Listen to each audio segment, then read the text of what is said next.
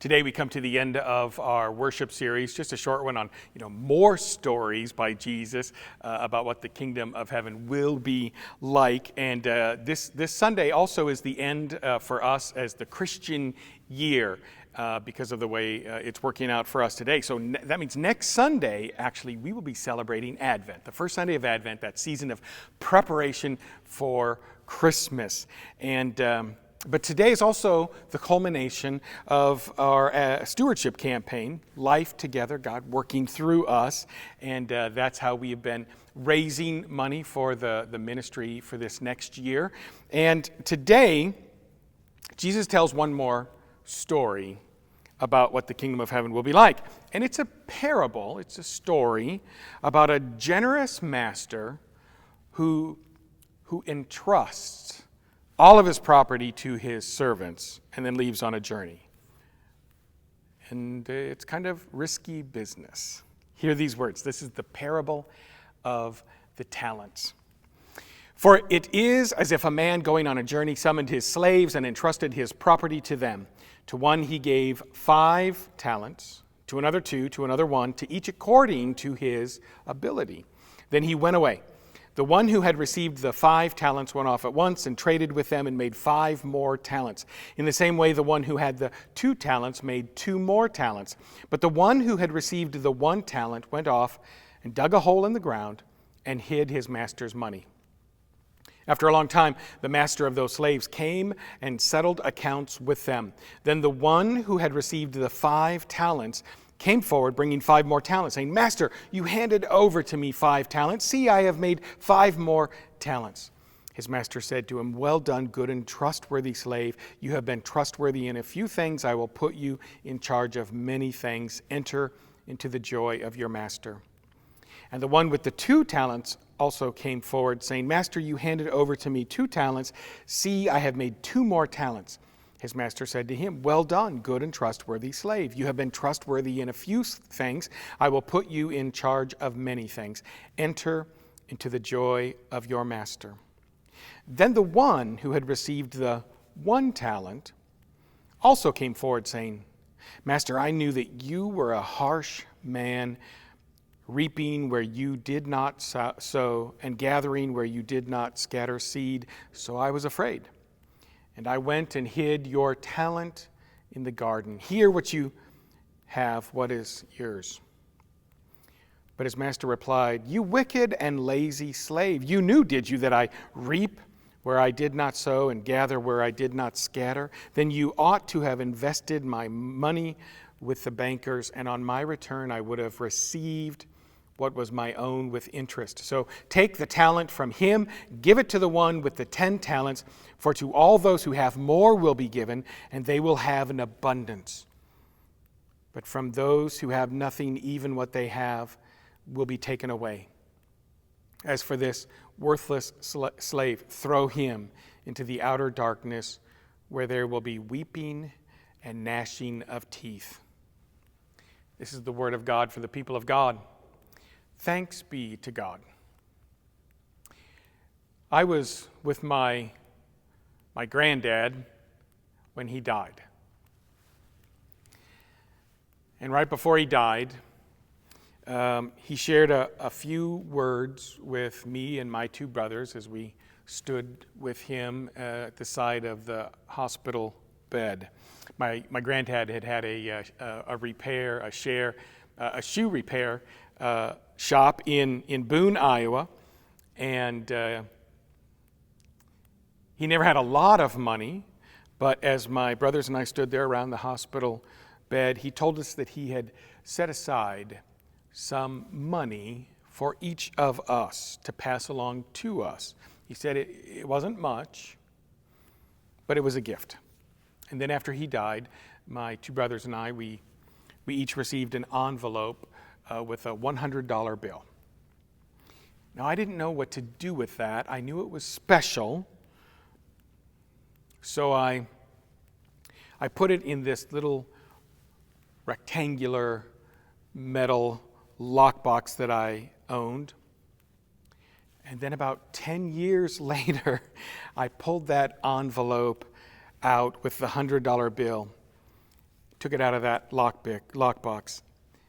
And I had this sort of sick feeling about it. I mean, my granddad had given me this gift, and I didn't know what to do with it. And so what I did was I just hid it away in this little metal lockbox. And I hid it for 10 years. I mean, if I had invested it, I could have doubled it, right, by that time. But I couldn't get that back. I couldn't go back in time and do something with it. Have you ever felt that way? Sometimes you come to a crossroads, a moment when you reflect on things, or maybe you get towards the end of your life and all of a sudden you realize you never used the good china. You didn't take the plastic off the couch, right? You didn't get the violin out of the closet and play it. And you don't have the opportunity to take those moments back, that time, that experience, and you have that sick feeling that you can't get that back. It's like having a treasure, but instead of using it, you just bury it away. We might even say from Jesus in the Sermon on the Mount, it might be like having a light and hiding it away instead of putting it out there. Maybe you want to keep it safe. You don't want to lose it. Maybe you don't know what to do with it, but you bury it. So you hide it in that little rectangular metal lockbox. And I wonder sometimes if that's maybe how that third servant felt. Like someone who had missed happiness by seconds at an appointed place. Jesus' short story is about risky business and playing it safe. It's about money. Well, and yet it's not about money. It's really about the kingdom of heaven. That's what Jesus says. The kingdom of heaven will be like this. And that's where it starts in this whole part of the Gospel of Matthew, the 25th chapter. But Jesus talks about money because, well, people tend to understand money. So, in fact, in the Gospels, Jesus talked a lot about money and possessions and wealth as a way of helping people understand what the kingdom of heaven will be like. But this parable raises a couple of questions for us. And I want you to hold these as we're going through this. First, how do you see God? How do you see God? That is, what kind of a God do you think God is? And secondly, then how do you respond in your life to that kind of God? How do you see God, and then how do you life? How do you respond in your life to that kind of God? All right, so in the story, Jesus tells us that the kingdom of God will be, the kingdom of heaven will be like a man who leaves on a journey, and he summons his servants, and he entrusts his property to them, and he gives them everything, right? So he gives them the keys to the cars and to the houses and the bank accounts and his PIN numbers and the account passwords. He just hands it all over to his three servants. And he gives them 5 talents, one of them 5 talents, 2 talents, and one talent, according to their ability. Now today we think of a talent as an ability or a skill, something you're good at, right? Like painting or singing or doing math. But in the parable and in Jesus' day, a talent was both a unit of weight, roughly about 800 pounds, or a large sum of currency, money. In fact, a very, very large amount. A talent was the largest unit of measurement that existed in the ancient world. And so as currency, money, talent was worth about 6,000 denarii. And one single denarius was the amount of money given for a day's work. 1 day's work. 1 day of work, 1 denarius. So a talent was about 6,000 days of pay, which is more than 16 years of wages. And we could do the math and we think about all that, whatever. But the point is this. The point is, it's huge. It's a huge, staggering, unbelievable amount, more than anyone present here or ever will lay eyes on. So all of the servants receive an amazing, unbelievable amount. And it looks like this in the story. Five talent guy receives more than what would be, more than 80 years of wages.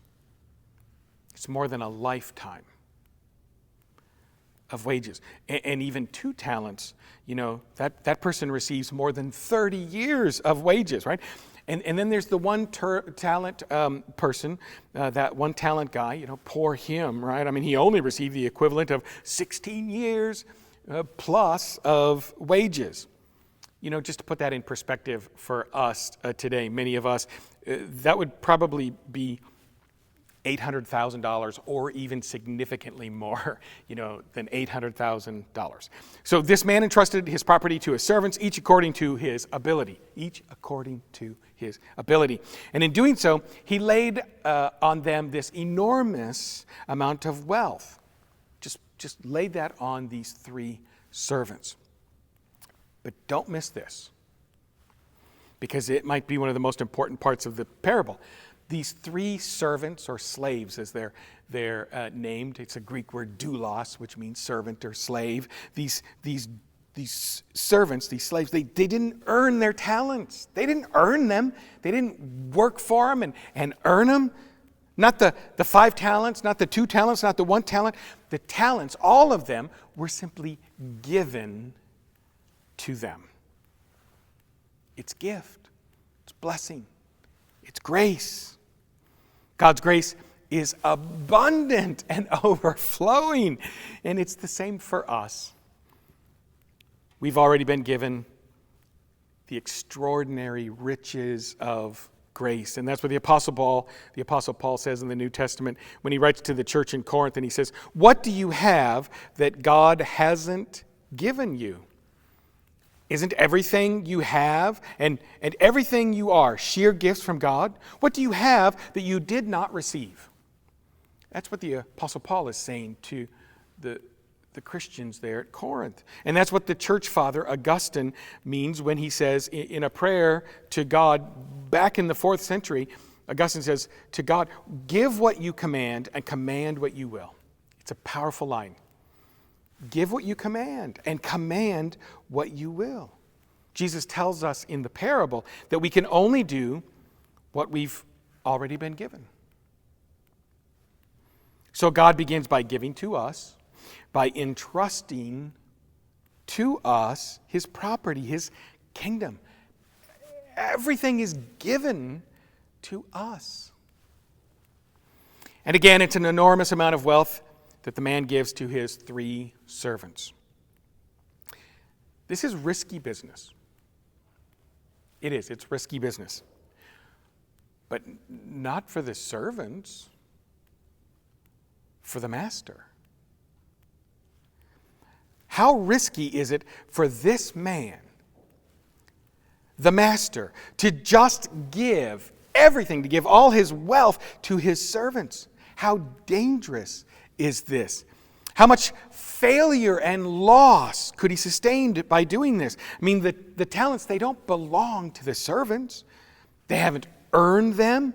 If they lose the talents, they lose them, but it's not their loss. This is risky. This is risky for the master to do this. It's risky business. So the master is gone for a long time. There's a delay. There's a delay. And if you were with us last week, we're telling these stories, more stories from Jesus in the 25th chapter of Matthew. And in these stories, Jesus talks about how we are to live here and now during the delay. We're waiting. We're waiting for Jesus to return, and there's this delay. But during the delay, the 5-talent slave goes out and gets busy and doubles the talents. The 2-talent slave does the same, makes 2 more talents. But the 1-talent slave goes out, he digs a hole, and he hides his master's money. Now, when the master returns, finally, after the delay, right? When the master returns to settle accounts, he discovers that the first 2 servants engaged in some kind of high-risk activity. And they had to, because you cannot earn a 100% return on your money without risking it all. But they recognized that they weren't supposed to protect it, to try and protect what had been entrusted with them from the master. They recognized that they could risk it all. And they doubled everything they had been given. And the master embraces them, sees what they have done, embraces them, and says, "Well done, good and trustworthy servants, enter into the joy of your master." And when the master then turns to settle accounts with the 3rd slave, that servant says something telling. The servant says, "Master, I knew that you were a harsh man. I know you're harsh. I know you're a harsh man, and so I was afraid. So I went and I hid your talent in the ground. But look, here, I've got just what you gave me, and you can have back what is yours." The 1-talent servant risks nothing. He plays it safe, right?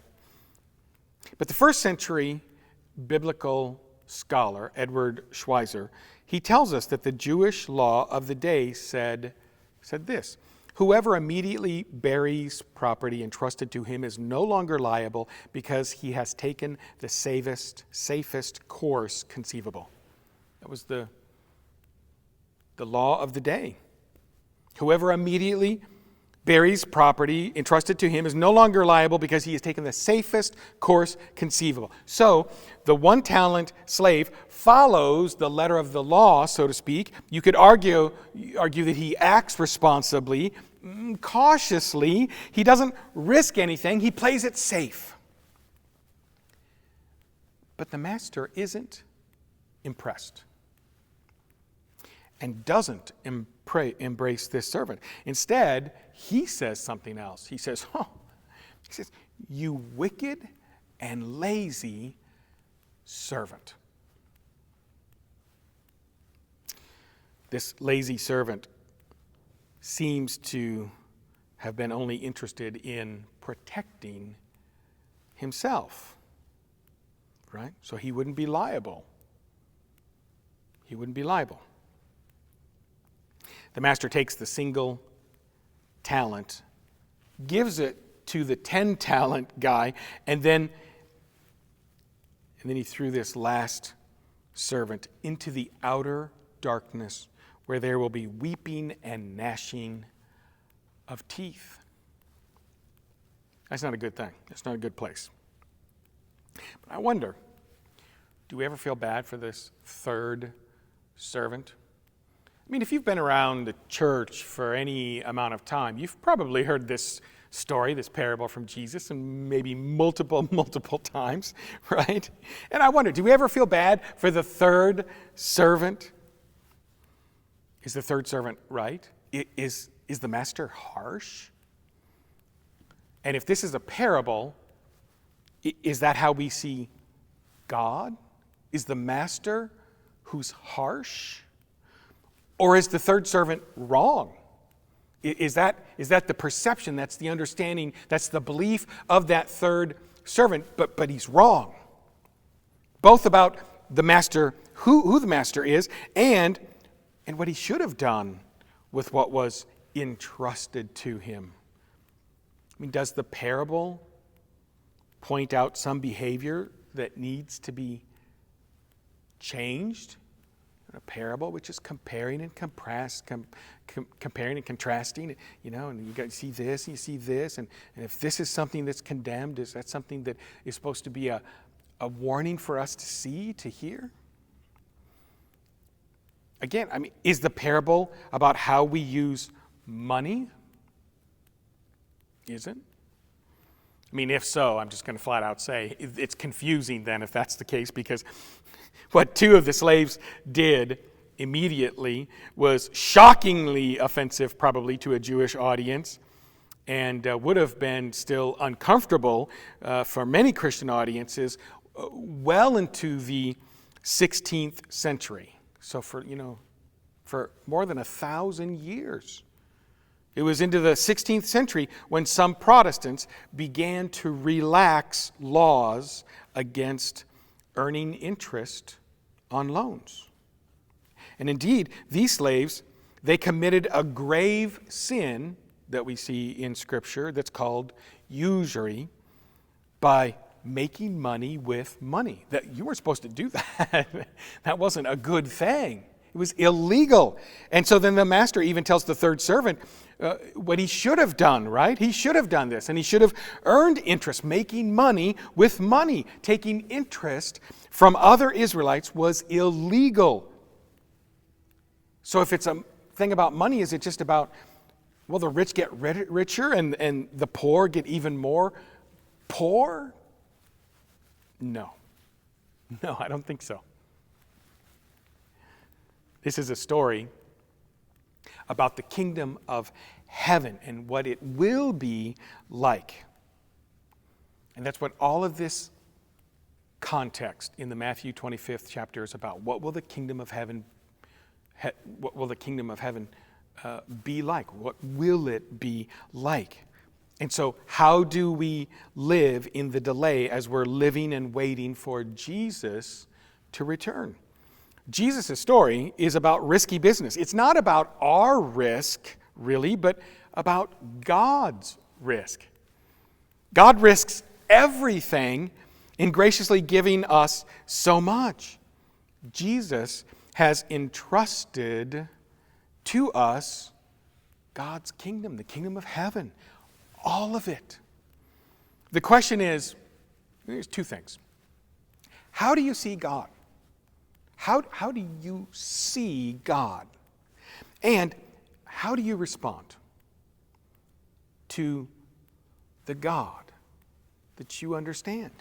I mean, that is, what kind of God do you think God is? And how do you live in response to that God? So if God is a harsh master, if that's the case, then the first two servants took great personal risk with their own lives for the benefit of their master. If they lost their talents, a harsh master would destroy them. The third servant saw the master as harsh and didn't take any personal risk. He hunkered down and played it safe. He was concerned about protecting himself from what he thought was a harsh master. But in reality, the first two servants, they probably didn't see God as a harsh master.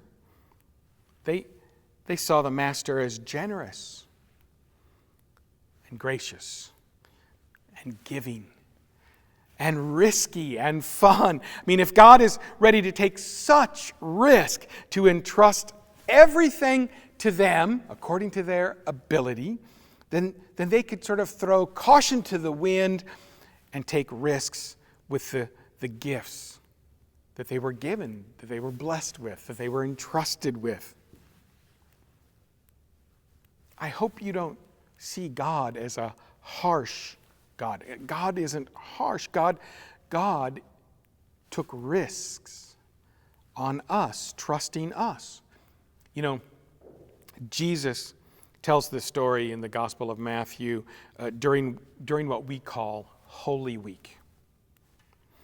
So after 3 years of ministry, Jesus enters Jerusalem on what we call, Palm Sunday.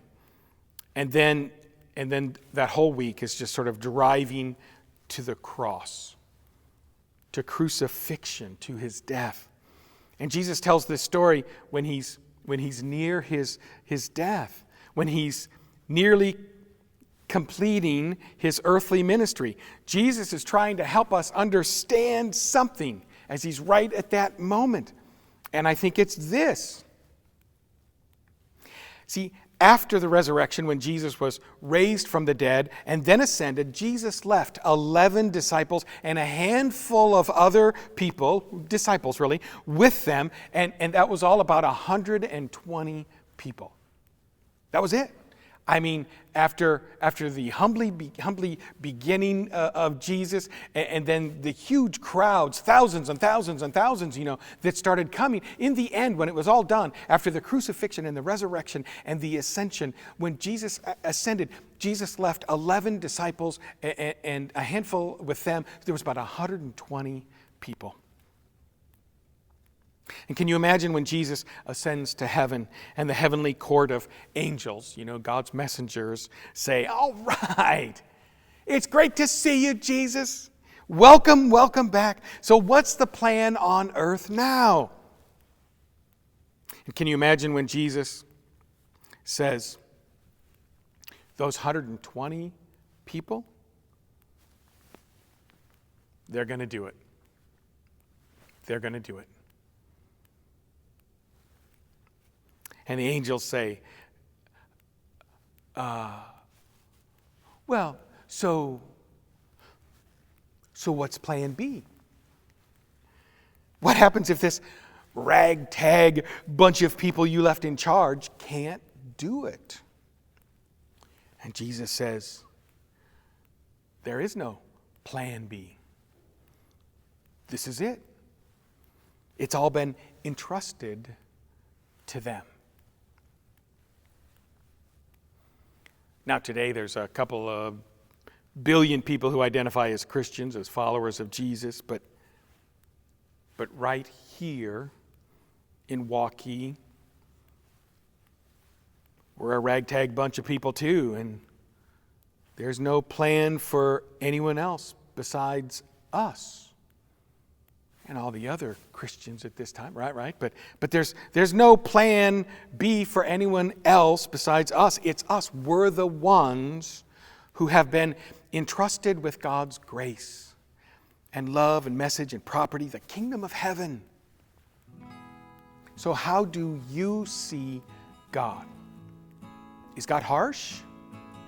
Is that how you see God, as harsh? Or do you see God as loving, gracious, trusting, sharing, giving us responsibility, right? Equipping us, empowering us, giving us responsibility. And how do you respond to that God? What will you do with all that God has entrusted graciously, given you? Will you do the work that Jesus gives to you to do? Because one day, Jesus will return with the full reign of God, the kingdom of heaven, God's empire, the full sovereign reign of God. There will be an accounting, a judgment, a question. What have you done? What have you done with God's risky business, with what God has given to you, entrusted with you? Did you play it safe, or did you risk it all? Did you hide away the kingdom of heaven to keep it safe so you can give it back to God? Here you go, Lord, here you go, just like you gave it to me, not a scratch on it, right? I kept it buried and hidden in my little rectangular metal lockbox.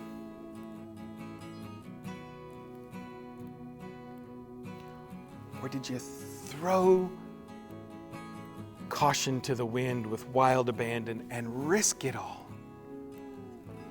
Using your talents, pulling them up out of that metal rectangular lockbox, just, using all your talents, get them out of there, all you have and all you are that's given from the Lord to begin with. So you can come before the Lord and say, here you go, Lord.